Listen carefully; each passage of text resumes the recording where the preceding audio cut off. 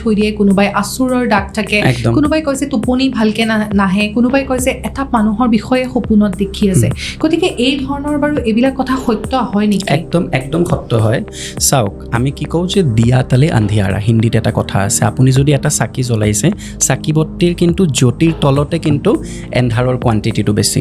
তাৰ মানে কি যে ভালটো যেনেকৈ আছে বেয়াটোও তেনেকৈ আছে। তো যদি কোনো সাধকে ভাল নকৰি বেয়া কিবা এটা কৰিছে আৰু যদি কোনো ধৰণে সেই মানুহৰ পাৱাৰ আছে, তেতিয়া কিন্তু এইবোৰ বস্তু কাম কৰে। যেনেকৈ মই কিছুমান কেছ পাইছোঁ য'ত আপুনি ৰাতি যদি টোপনিত যায়, আপোনাৰ বডিত পিঞ্চিং কৰাৰ নিচিনা, পিঞ্চ কৰাৰ নিচিনা ফিল হয়।